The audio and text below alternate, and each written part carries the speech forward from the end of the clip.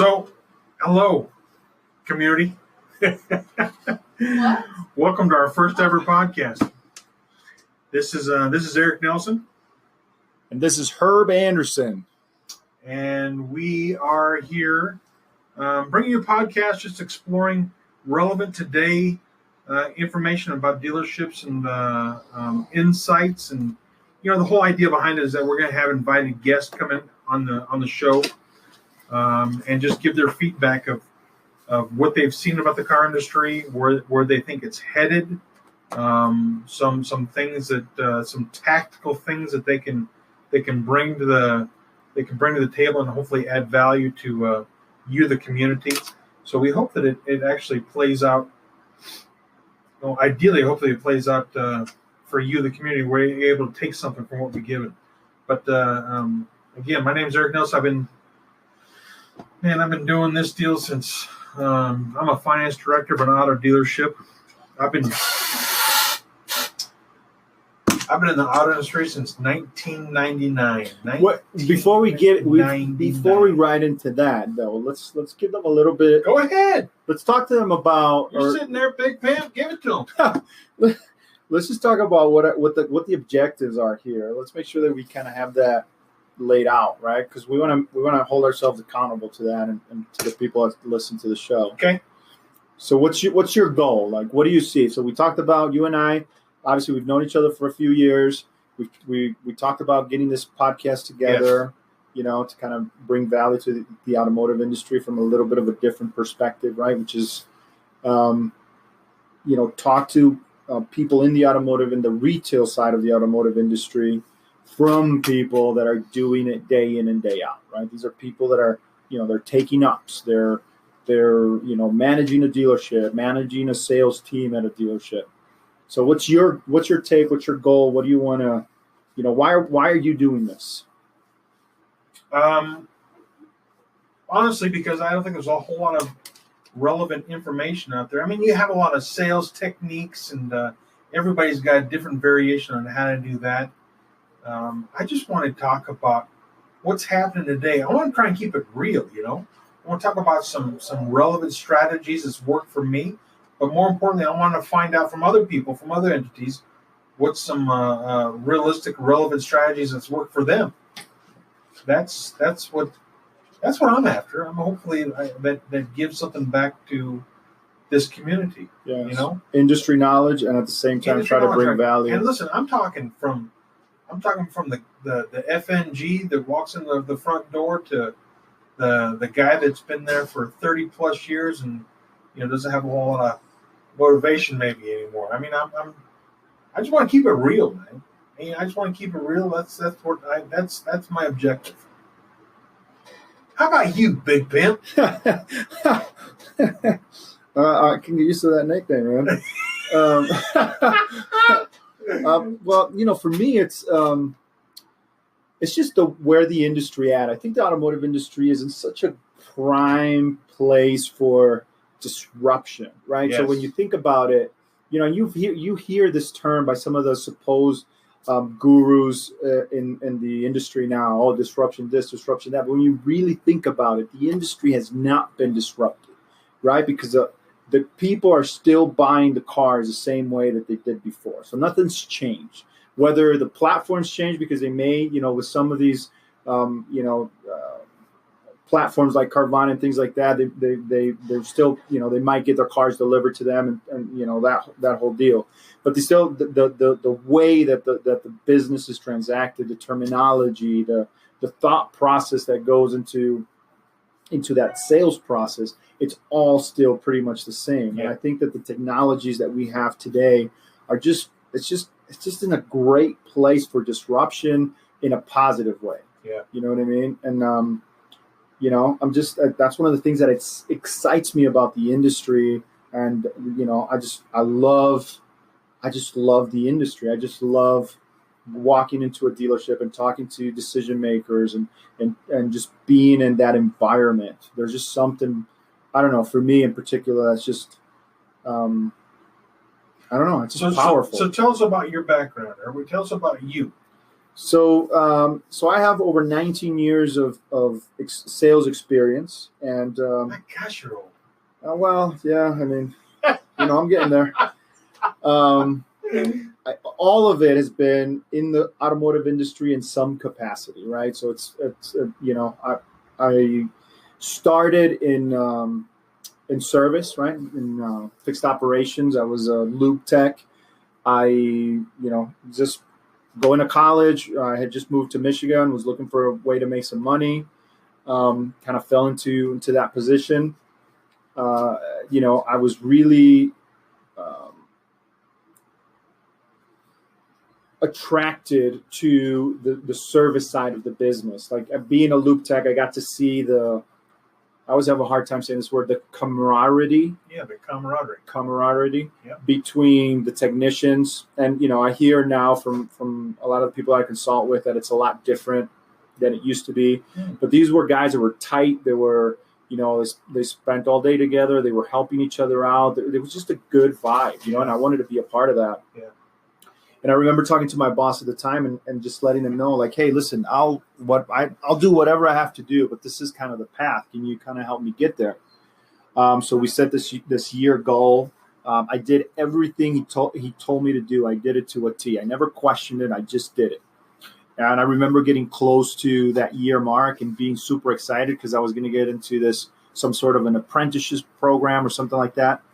And he comes in, he just hands me a shirt, like a button-down shirt, and he's like, "Hey, man, you're going to be a service writer." And I was like, "What? That's just not what are you talking about?"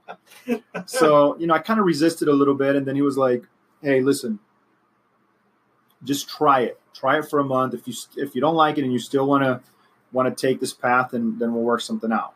And, within a week of doing it, I fell in love with the whole deal. You know what I mean? It just kind of hit me, early on, like within the first week of doing it, that, the advisor is the person responsible for creating that long-term experience for the customers, because these customers purchased a vehicle. Now they're coming in to get their vehicle serviced. And so, I don't know, I just found a lot of power in that. It became something that I took really seriously. Let's give a shout out to that manager. I'm serious as a heart attack, man. To be able to see you, if he could see you now, you still keep in contact with him? No, it's funny because I've tried to reach him on social media platforms and things like that, but it's just, yeah. He wouldn't believe. I mean, look at you. You're pimped out, man. I mean, for where you've come to where you are. Because look, you're a gift to any automotive industry. You are a gift. And I'm not here to blow smoke up your ass. I don't know other way to be authentic. I mean, well, we could hold a podcast on leadership. I love the fact that somebody can look at somebody and think, man, I see this guy doing this. You know what I mean? Yeah. Look at you now. I mean, that's a big deal. It's funny because I'm a big fan of Zig Ziglar.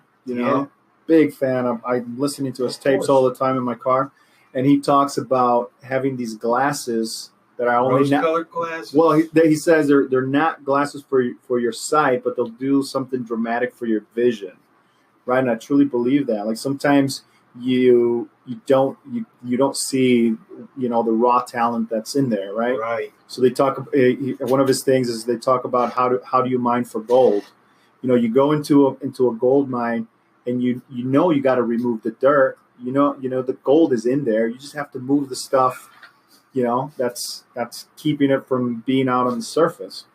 So, back to you, bro. Yeah, there's something on that. I'm sure we'll do an episode on salesmanship in the industry, and we'll be able to talk about mentorship. Yeah, for sure.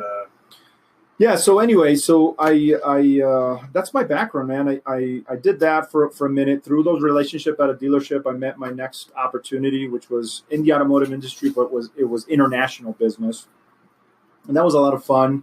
Really opened up some opportunities for some international. So what did you do for them specifically? So I was in export management. I would take the products. My territory was Latin America. So I would go in there and sell those products, but it was all in the automotive industry, mainly for body work and like the collision side of the business. Yeah, a little bit. Hilarious. So yeah, and then from there, I did some personal stuff. I had my own business for a little bit, sold that, and then I had the opportunity to just kind of figure out what I was going to do, what was my next move was going to be, and I kind of fell into marketing. Worked for a couple TV stations in the automotive side of their marketing department. And then I went to work for one of the big companies out there right now, Cox Automotive, under Auto Trader and Kelley Blue Book flags, if you will. And I just became a student of the industry at that That's where point. you blossomed, right? Yeah, at that point, everything kind of came together for me. Yeah. And I had access to all this really valuable information because Cox Automotive is a huge company. Huge. Yeah. But I just made it my mission to really learn not just what I was covering or what I represented, but just a whole gamut of companies that are under that umbrella. Student of the game. Yeah, I really became a student of the industry, right. and on my client's business. You know what I mean? Right. So yeah, and then now we're here doing this and just trying to figure out ways to bring more value and talk about the business from the perspective of the people that are really in it day in and day out. That's some fabulous credibility. My credibility stems from people ask with my haircut and everything, were you ever in the military? I said, no. I was in the Air Force. I 7 years in the Air Force and got out. And I was actually cooking for just really trying to figure out my way, my path. And I worked for a place called, it's not necessary to tell who it was, but I was working for this place smelling like grease. I just got tired of smelling like grease, and I used to be an avid reader, and I knew that success would come from being within an industry where I actually had to talk to folks. I always associated that with income, with lots of income. So, only because it was completely unnatural, I decided to go into sales. Saw an advertisement in the paper when we still had papers, I should say, and there was an advertisement in the paper for a truck salesman at a place called Anchorage Chrysler Dodge. So I was in Anchorage at the time, and walked in and interviewed with a gentleman, and he was only looking for, at the time, he said, he says, tell me about your selling experience. I said, well, I have none. He said, well, that's just not going to work because we only hire experienced salespeople here. I said, oh, okay. Even if I do for free, he said, yeah, it doesn't make any difference. We need experienced salespeople. So perfect. And I said, can you at least recommend me somebody? And he says, yeah, why don't you go over to the Chrysler side? Well, at Anchorage Chrysler Dodge, how that was set up, there was a Dodge side where all the trucks were, and there was a Chrysler side where all the cars were. And in between the two buildings, so picture in your mind two separate buildings, they had vehicles, the trucks, the inventory. And so he said, if you go over the Chrysler store over here, Chrysler side, and ask for a particular gentleman, you can, I don't know if he's looking or not, but he might be. And I said, well, listen, all I can do is thank you. I appreciate you so much. So I walked across the lot to the other place and walked into the sales tower at the time, which I remember being very disruptive. But I walked to the sales tower and I asked for this gentleman by name, and one guy raised his hand. I said, well, do me a favor and follow me. So we walked out. We walked up. Follow me. You're about to give me a job, and you don't even know it. It's amazing how the decision was already made, right? So I walked out and sat down with this guy. And he says, well, what makes you think you can sell vehicles? I said, well, because that son of a bitch over there, I said, he just told me I couldn't do it and didn't want to give me a chance. I just want to show me to prove him wrong. He says, you're hired. Be here Monday. Perfect. So I walked back over to the Dodge store and I said, hey, listen, thank you so much, Mr. Such and Such, and just wanted to prove you that you made a big effing mistake, and I'm going to prove you wrong for ever letting me go. So isn't that, I mean, not to interject, but I just did.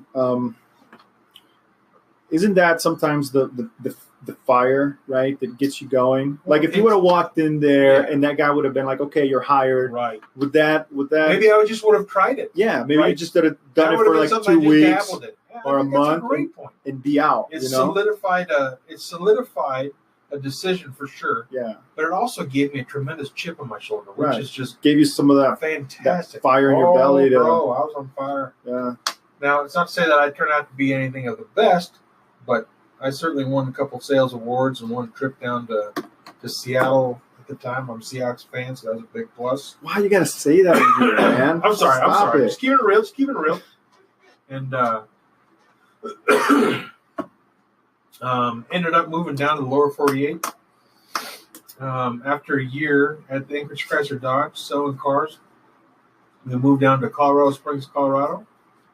And I worked at a place called Perkins Dodge down there for a short stint. And then a gentleman that I really enjoyed, another salesman on the floor, he got a job offer at Colorado Springs Jeep.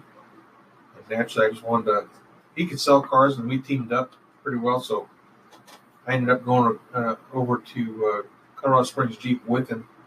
And after a short time there, probably 4 months, 5 months, there was a gentleman that was hired out of Vegas. This will be your neck of the woods, Vegas. Go Vegas. And he was a finance director running some big car dealership out in Vegas. Anyways, he came in. We hired him in to be the director for the store. And this guy was a genius, and I recognized that right away. This is somebody I can learn from right now. So immediately, I started volunteering on my days off to go hang out in the finance department. And he'd always ask me, "What are you doing here?" I said, "Well, just put me to work. Let me do something." Does that kind of stuff even happen anymore? Do you even? Okay, so listen, that's a great point. Not everybody has the same kind of tenacity. Yeah. Not everybody has the same kind of mindset. I just don't ever. I've never seen obstacles. Does that make sense? I just never have seen anything as an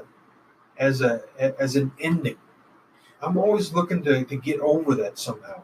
Well, I know this is a way of a general statement, but I consult with a lot of dealerships. I cover 6 states now, and I talk to a lot of these decision makers. And the one thing that they always talk about is the salespeople, like the pool of potential salespeople out there that come in looking for jobs.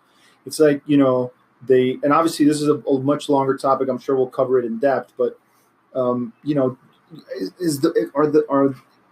I guess the people that are taking over, right? That are taking over in the sense that are in this day and age that are going to be, kind of the new wave of salespeople. Yeah. Do you think that they have that sort of, determination, like you said, that drive to really like see that opportunity and really, put the work that's required to? I absolutely do. I've found some of the best hiring techniques is to find people that aren't necessarily familiar with the job, but are no experience, basically. I'm looking for no experience, but maybe in the perfect scenario, somebody has a background in like a call center or some sort of customer service interaction. And I found a gem in a gal that used to was a manager of a rent-a-center. She's just a home run. I mean, somebody that's not afraid to talk to folks. That's the biggest hurdle, right? I agree with that, for sure. But I'm looking for somebody that's a little bit greedy too. I don't think that's a bad thing. I want somebody that wants something really bad. That's the biggest. I don't know if dichotomy is the right word, but that's one of the biggest issues when you're in sales. Like, you obviously. Listen, nobody's in here to not do well, right? If you're in sales, you're obviously, you got to sell to make money, right? Yeah. That's a given. But I often feel like people, when they talk about that, like they feel like you just mentioned it right now. You're like, well, you got to have ambition, or, like you shouldn't feel like that's a bad thing. That's a great thing. It really is. Like you got to be out there. You got to be ready to. And it's not like you're doing anything bad to people, right? You have to want so much so that you're not willing to settle. Yeah, that's really what it is. And you got to bring it, right? You got to bring that passion. You got to, because you got to make sure that you're not that you don't have that mindset of, oh, this, I don't want to be greedy, or I don't. Yeah, you want to be greedy, and yeah, you want to you want to do it right, and you want to do what's right for your prospects or your customers, but you also want to have that sense, because that's the fire that's going to push you to, you know what I mean, to kind of move forward and get the job done. Yeah, I mean, and we can obviously. Yeah, I was going to say we're like way off topic right now, but I could talk about this forever. But I guess my point being is that I sold cars on the floor for almost 2 years, year and a half, something like that. I don't remember exactly what it was, but I got into finance, and I bloomed in finance, and I've seen a lot of things change. Used to fax things out to the banks and whatnot, but everything's done online. So there's been a lot of changes in the industry. And this is the whole relevance of the podcast, I think, is because with our history and maybe some of the calluses we have on us, we can kind of like look at the future and judge a product or judge where the industry's going and hopefully give some relevance to the market that's listening. So. Yeah, I mean, listen. Obviously, the expectation here is to bring value. We want to make sure, like we mentioned earlier, that we're talking about the things that we feel are impacting us. Because if it's impacting us, it's probably impacting somebody else out there.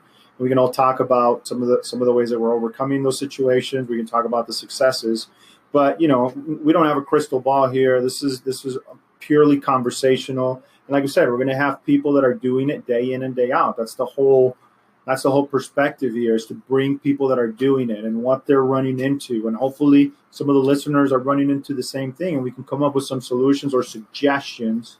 And we're asking for feedback. We crave the feedback. We are looking for input for sure, but we're looking for all kinds of suggestions. Although we might not use it, it doesn't mean it's not relevant. Our intention is to invite in a whole bunch of guests, anywhere from marketing to sales and everybody in between, to give some perspective and hopefully help you, the community, for real world applications, not some pumped up systematic process that might not be best for you, but just real world applications, things that we found successful, things that have helped others. And that's kind of that's what's got me pretty excited and fired up about this whole podcast idea. Yeah, me too. I'm excited. Obviously. So we're gonna leave our information, our contact information. Yeah, so we'll put our contact information in the show notes. Both Eric and myself are pretty active on LinkedIn. Do you do Instagram? I do Instagram. I don't know. I do Instagram also. Yeah, so we'll put our LinkedIn, Instagram information on there. Make sure to check that out. Obviously, we're creating content on those platforms as well. So, maybe there's some takeaways on those platforms. And then again, like we said, I mean, the goal here is to just bring value as much as we can, talk about the industry, and figure out ways how all of us can win, right? Because at the end of the day, that's what it's all about. I think that's a good place to end. I hope that we at least caught your attention. And if not, keep listening, man. We'll get better. That's right. I hope that we've at least sparked your interest. And if that's happened, then congratulations. Welcome aboard. Hey, quick side note here, just so that you know, like, this is real. Like, we're doing it at a dealership. We're in a finance office right now. We're in the box. People are going to be coming in and out during our episodes sometimes. Deals are going to be happening. So, just, bear with us on that. So, all right, folks. We'll catch you guys on the next one. Peace out. Peace.